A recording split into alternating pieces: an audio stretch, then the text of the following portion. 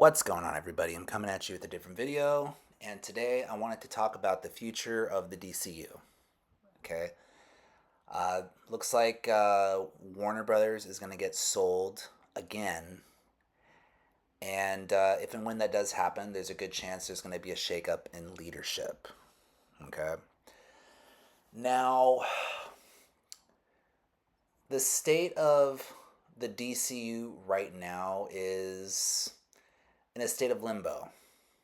Okay, it's been brutal being a fan of DC Comics on film for the last 12 years.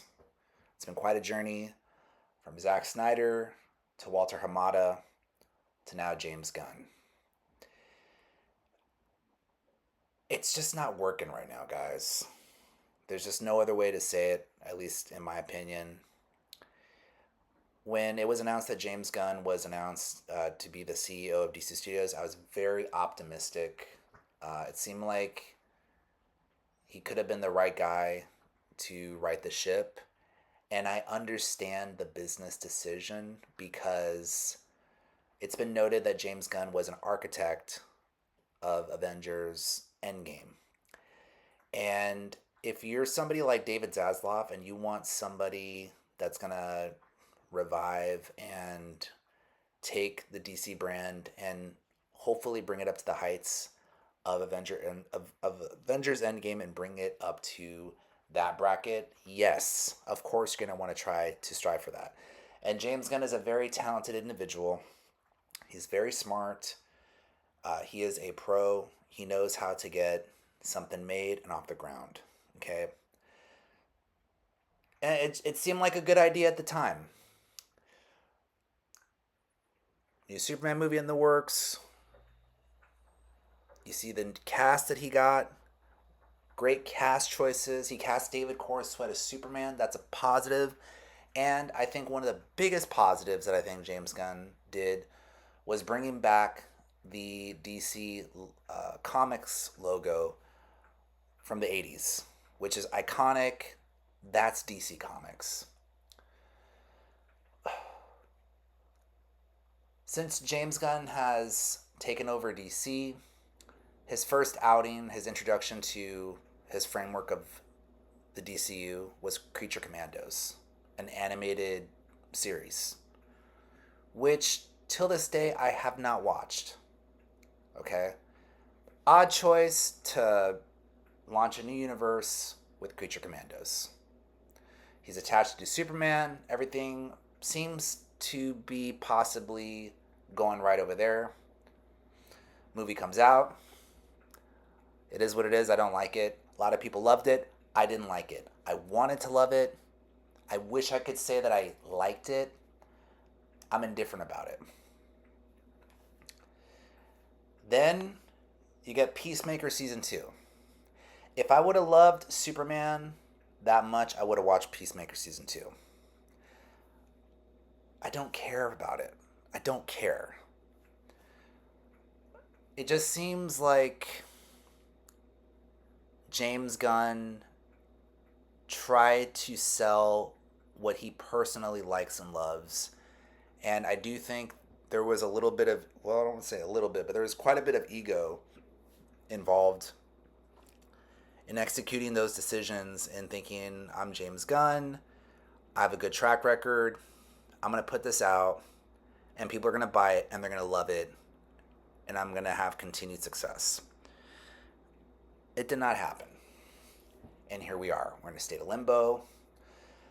And it looks like James Gunn might have another shot at doing Superman again with Man of Tomorrow, which is hinted towards being Brainiac. And a Superman Lex Luthor team up movie, which is like, bro, what are you doing, man? You're going to use Lex Luthor's battle suit and you're going to team up with Superman to face off against Brainiac. It's like, bro, and then you're going to have like other heroes in the mix. It's like, bro, like, okay, good luck with that, man. So we'll see what happens with Superman. But with with the future being what it is and uncertain, you got to ask yourself, if you're the next guy taking over DC Studios, what do you do next? How do you pivot?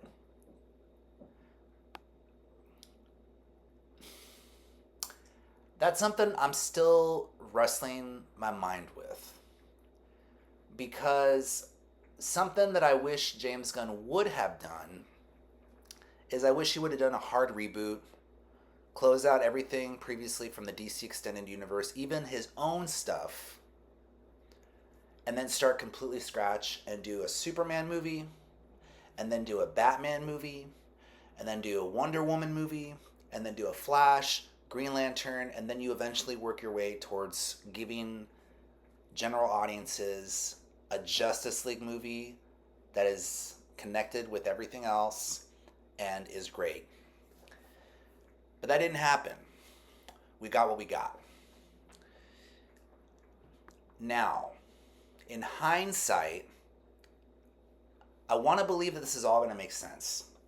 Because if we go back to the year 2017, Justice League 2017, coming off of Man of Steel and Batman v Superman. Man of Steel is actually a pretty good movie. Batman v Superman, the theatrical cut, it's a very polarizing film. But then we got Justice League 2017, which completely bombed, and that set up the framework of phasing out the Snyderverse. Which I was for. I was like, okay, you know what? You can take the L and then start from scratch and then go on from there. That has not happened. Now,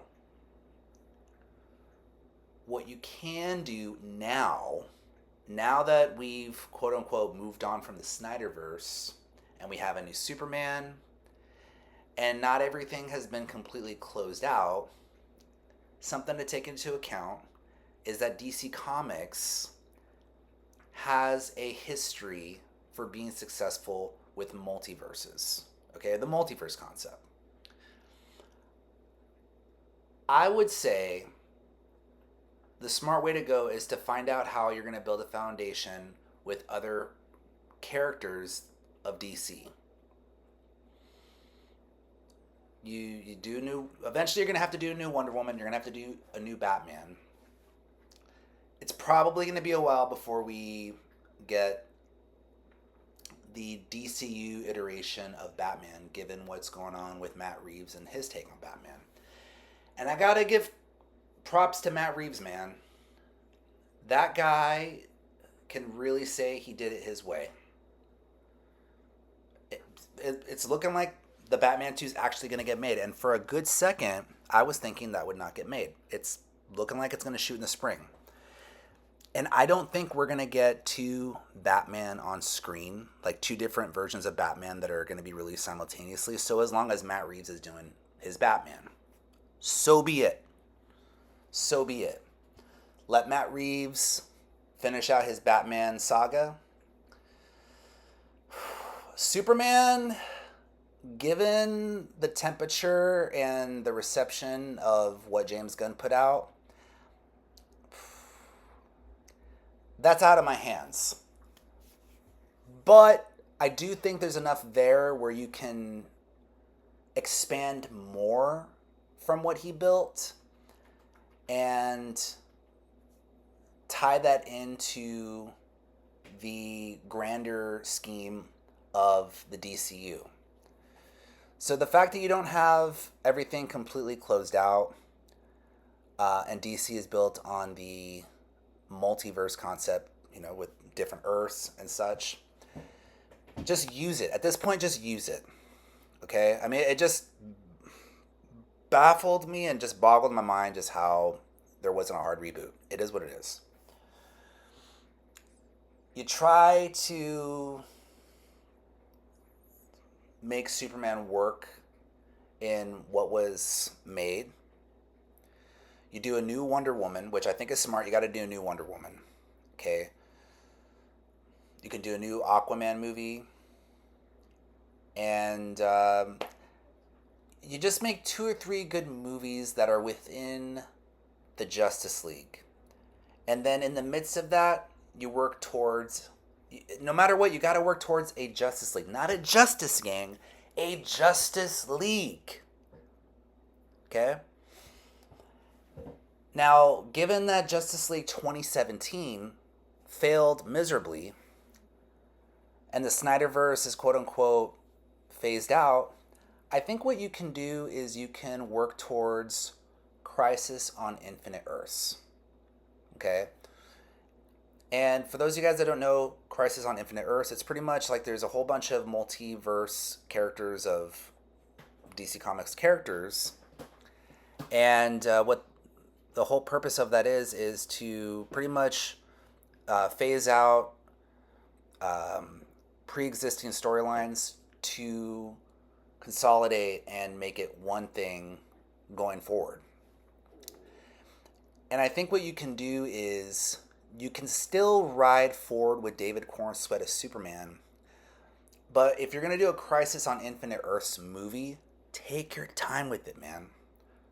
This isn't a movie that you can make in 3 years. This is a movie that you can make realistically, if you do it right, I think you can do it in 10 years. Okay? I'm totally cool having a Crisis on Infinite Earths movie where there's 2 Superman. Ideally, you would have Henry Cavill as the older Superman, and then you can have Henry Cavill have his proper swan song. He gets sent off, and then you put the focus back on David Corenswet, leading the Justice League that we're all going to get sold. So you work towards Crisis, and I think what you can do also, separate or complementary towards a build-up towards a Crisis on Infinite Earths, is you establish and you build upon the Green Lantern Corps.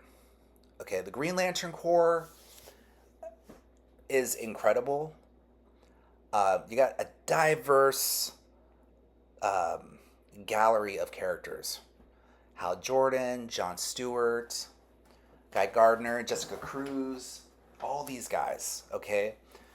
And the reason why I stress the Green Lantern Corps is because Blackest Night is one of the most successful comic book story runs ever of DC Comics, okay?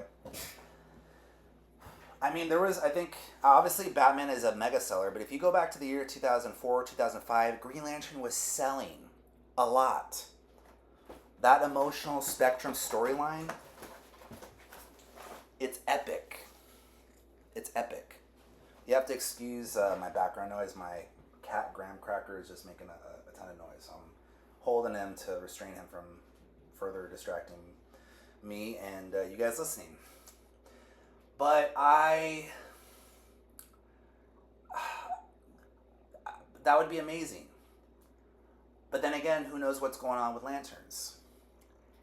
And with Lanterns, I've said this before, but the writing is on the wall with the direction they're trying to go at with that. They cast Kyle Chandler, who's a 60-year-old guy, to be Hal Jordan. What does that tell you? It's obvious. We're gonna, display, debut Hal Jordan, and then we're gonna throw him away. Okay. Now, here's the thing. When it comes to Hal Jordan, if you want to have him be a 40-year-old guy, and then you want to have him team up with John Stewart, who's maybe 10 years younger than him, or even 15 years, that's one thing. But if you're going to have him be 60 and completely dispose and disregard the amazing history of Hal Jordan and the Green Lantern Corps, that's dumb. That's dumb. Yeah, right? Even my cat's, saying it's... He's saying it's a bad idea. That's why he's my boy. But anyways, that would be the way forward. I mean, the Superman thing's going to be what it's going to be. You got Supergirl. That's going to come out. I haven't read Supergirl Woman of Tomorrow. Uh, but I hope it's a good movie.